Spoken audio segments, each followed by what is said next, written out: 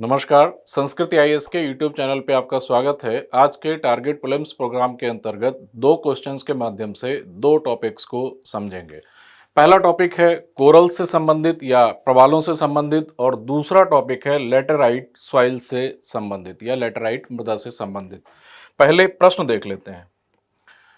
पहला प्रश्न है निम्नलिखित कथनों पर विचार कीजिए और दो स्टेटमेंट दिए गए हैं। पहला स्टेटमेंट है लक्षद्वीप समूह प्रवाल द्वीपों से बना है और दूसरा स्टेटमेंट दिया गया है प्रवाल भूमध्य रेखा के 30 डिग्री अक्षांश तक के क्षेत्र में पाए जाते हैं। और नीचे पूछा है उपर्युक्त कथनों के संबंध में निम्नलिखित में से कौन सा सही है। कथन 1 और कथन 2 दोनों सही हैं तथा कथन 2 कथन 1 की व्याख्या करता है। कथन 1 और कथन 2 दोनों सही हैं किंतु कथन 2 कथन 1 की व्याख्या नहीं करता है।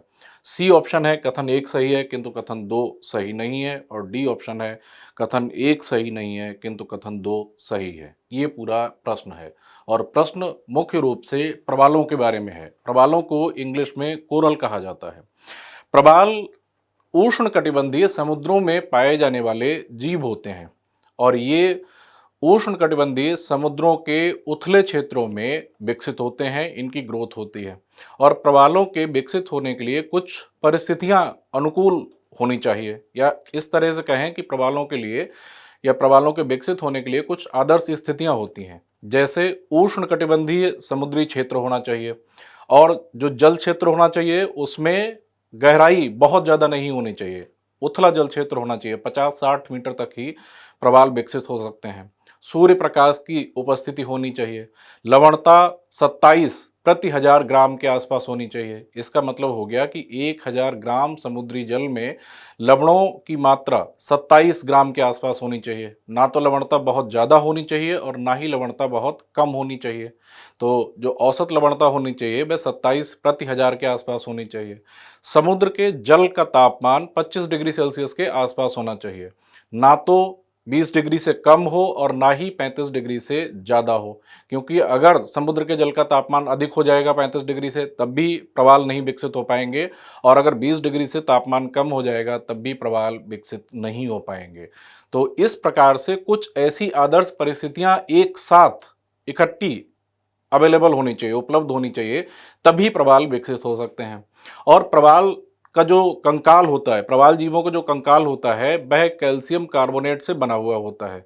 जब प्रवाल मर जाते हैं तो उनके कंकाल का निक्षेपण होता है, डिपोजिशन होता है, और लगातार एक के ऊपर एक स्तरित रूप से प्रवालों के कंकाल का निक्षेपण होने से द्वीप जैसी संरचना बन जाती है। उन्हीं को कहा जाता है प्रवाल द्वीप या प्रवालों से निर्मित द्वीप। इतनी सारी बातें समझने के बाद अब हम लोग प्रश्न में दिए गए स्टेटमेंट्स को चेक करते हैं और कुछ इमेजेस के माध्यम से कुछ और बातों को समझेंगे। पहला कथन है लक्षद्वीप समूह प्रवाल द्वीपों से बना हुआ है। ये बात सही है। लक्षद्वीप भारत के दक्षिणी भाग में और जो भारत की प्रायद्वीपीय मुख्य भूमि है उससे कुछ दूरी पर, केरल से कुछ दूरी पर, केरल से पश्चिमी क्षेत्र में द्वीप समूह है। वहां पर बहुत सारे छोटे छोटे द्वीप हैं बिखरे हुए क्षेत्र में। तो वो जो द्वीप हैं वे प्रवालों से ही निर्मित हैं। उनकी लोकेशन पहले आप लोग देख लीजिएगा। ये भारत का मानचित्र हो गया। इस वाले क्षेत्र में यहाँ पर आप लोग जो देख रहे हैं यहाँ पर लक्षद्वीप समूह है और यहाँ पर बिखरे हुए क्षेत्र में बहुत सारे छोटे छोटे द्वीप पाए जाते हैं। लक्षद्वीप का जो बड़ा मानचित्र है वह भी मैंने यहाँ पर ले लिया है। तो यहाँ पर देखेंगे इस पूरे क्षेत्र में, बिखरे हुए क्षेत्र में ये छोटे छोटे द्वीप हैं, वहाँ पर इन्हीं को कहा जाता है लक्षद्वीप समूह सामूहिक रूप से।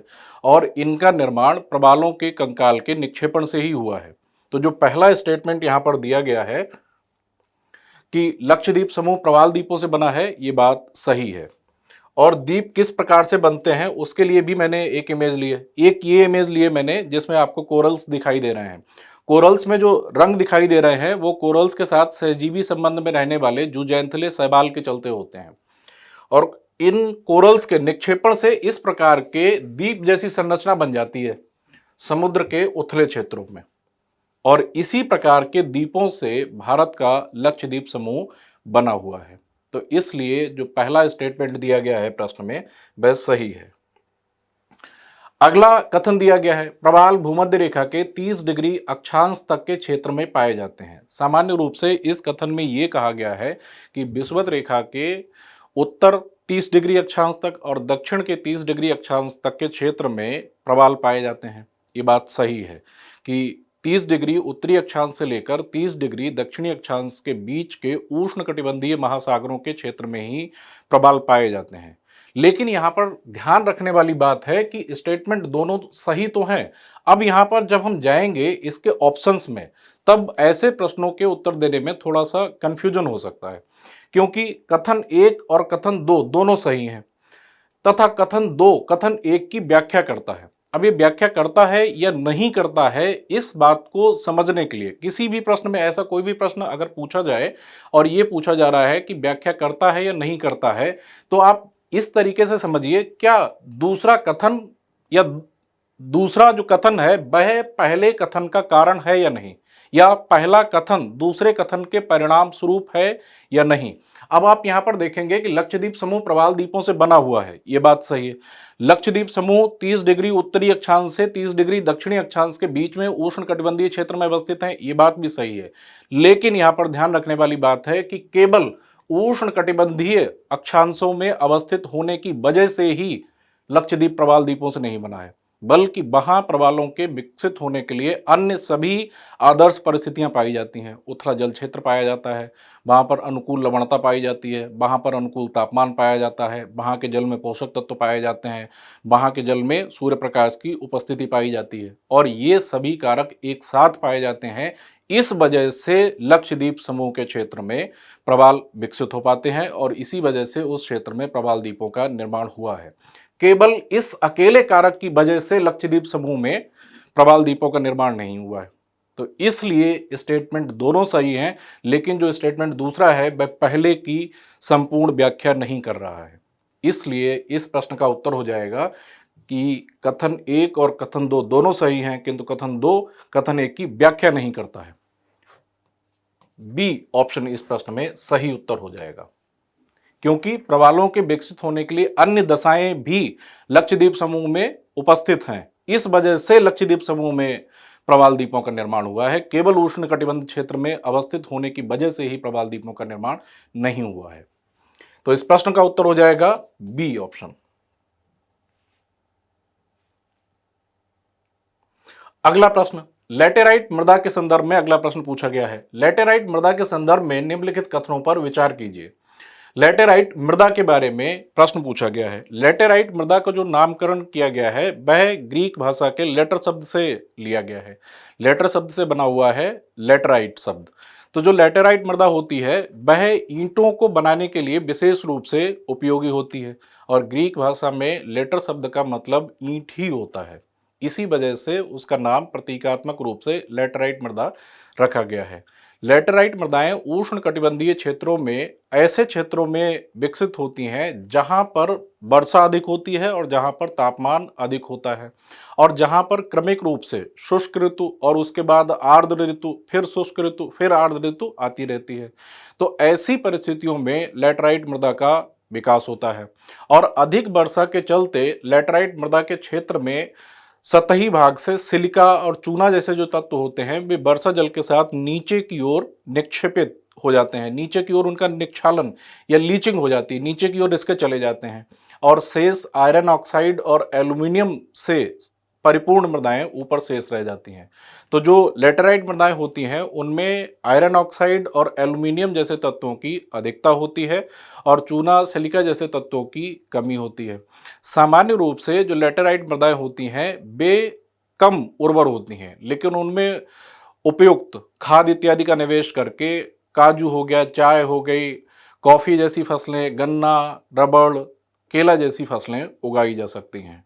और जो लेटेराइट मृदाएं होती हैं वे बाहर से, दूर से देखने पर आयरन ऑक्साइड की अधिकता के चलते या लोहे के ऑक्साइड की अधिकता के चलते लाल रंग की दिखाई देती हैं। मैंने एक इमेज ली है जिसमें लेटेराइट मृदाओं को दिखाया गया है। ये मृदाएं हैं लेटेराइट मृदाएं, और इन मृदाओं का उपयोग ईंटें बनाने के लिए किया जाता है। ईंटें, वे ईंटें जिनका उपयोग मकान इत्यादि बनाने के लिए किया जाता है, तो उन ईंटों को बनाने के लिए सबसे उपयोगी मृदा यही लेटेराइट मृदा ही होती है।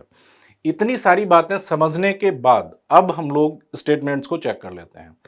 पहला है, लेटेराइट मृदा के संदर्भ में इसका लाल भूरा रंग सिलिका की प्रचुरता के कारण होता है। ये स्टेटमेंट गलत है, क्योंकि अभी हमने समझ लिया था कि अत्यधिक वर्षा के कारण लेटराइट मृदाओं के क्षेत्र में चूना, सिलिका जैसे जो तत्व होते हैं उनका निक्षालन हो जाता है, वे रिस के निचले भागों में चले जाते हैं। तो सिलिका, चूना जैसे तत्वों की लेटराइट मृदा में कमी पाई जाती है। और लेटराइट मृदा का जो लाल भूरा रंग होता है वह लोहे के ऑक्साइड की अधिकता की वजह से होता है, सिलिका की अधिकता की वजह से नहीं होता है। तो पहला स्टेटमेंट गलत है। दूसरा इसमें स्टेटमेंट दिया गया है कि लेटराइट मृदाओं में एल्यूमिनियम और लौह ऑक्साइड की अधिकता पाई जाती है। ये बात सही है। लेटराइट मृदाओं में लोहे के ऑक्साइड और एल्यूमिनियम जैसे तत्वों की अधिकता पाई जाती है। और सामान्य रूप से लेटराइट मृदाएं कम उपजाऊ होती हैं, लेकिन इनमें उर्वरकों का निवेश करके कुछ फसलें जैसे रबड़ हो गई, गन्ना हो गया, गेहूं हो गया, चावल हो गया, या चाय, कॉफ़ी, काजू जैसी फसलें उगाई जा सकती हैं।